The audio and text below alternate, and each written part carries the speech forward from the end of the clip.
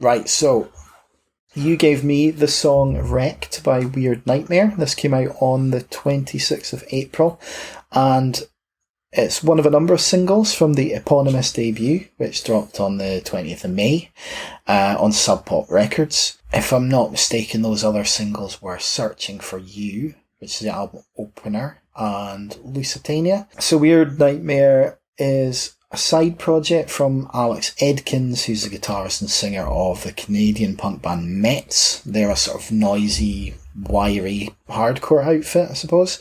And I'm not hugely familiar with them, but I've heard a couple of their more recent songs. Acid and Slow Decay, which came out last year, they're both pretty good. I'd compare them favourably to something like Bristol band St. Pierre Snake Invasion. They had a really good album out a couple of years ago called Caprice Enchante. It's just kind of really noisy, angry music, so that's worth checking out.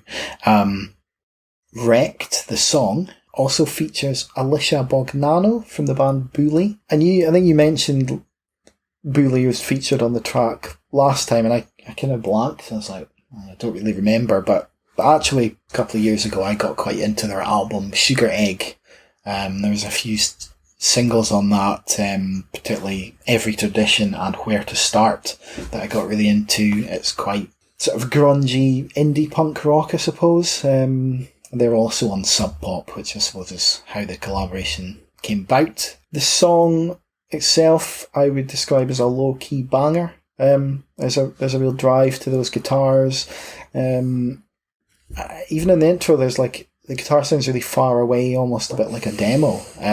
But then it sort of kicks in and the smash of the drums hit and there's this wave of fuzzy guitar noise. And then when the vocals come in, there's this really great kind of back and forth between the two singers. They each take their time to deliver a line before joining in for these really great harmonies. Quite gritty and gravelly, with just the right amount of static on them, and some of those melodies are good as well. Particularly the I'd never be there without you, which is the chorus, I think. And that chorus has got this really kind of earworm guitar line that gets right into your skin as well.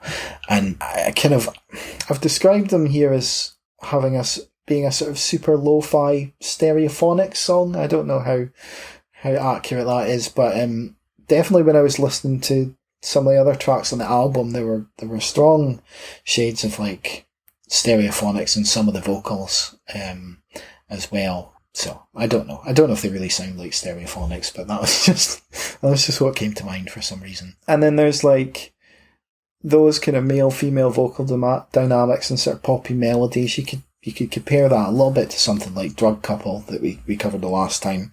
Yeah.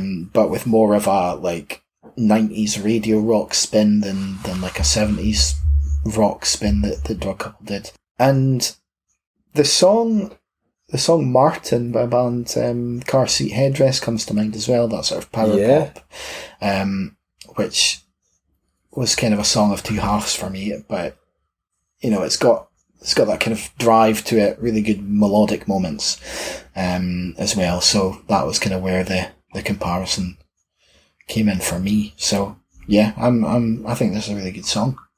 I absolutely loved it, man. Like I mean it's a fairly lengthy track actually. Like I think it's maybe, is it just under 4 minutes long? I've not written it down. It's something like that. But it just like it's just full of so much energy, and you just feel as if you get this kind of blast of feel good vibes. Like I remember kind of reading about the track, and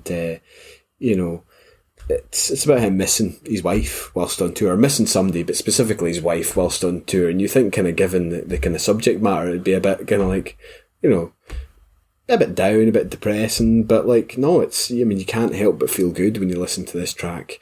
I read somewhere else that described as like just getting a blast of sugary, sweet, distorted pop punk, which I thought was kind of a good way of describing it as well.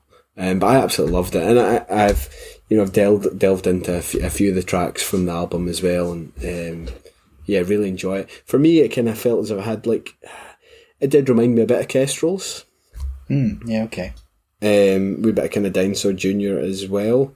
I didn't necessarily get the kind of Stereophonics vibes, but then, you know, maybe if I was to kind of sit with the album a bit longer, I might hear it.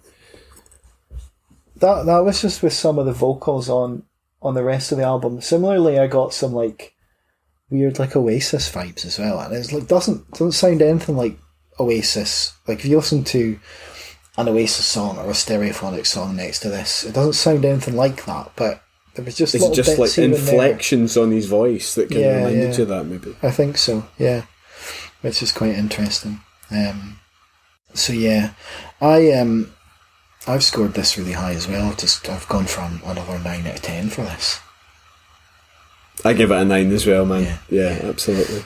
Awesome. Okay, so that was Wrecked by Weird Nightmare featuring Bully.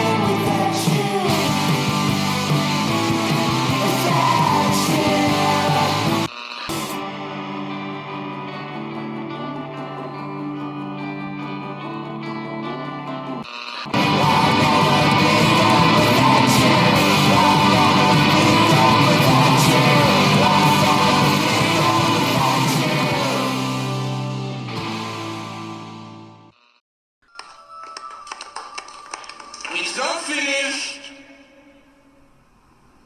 It's finished.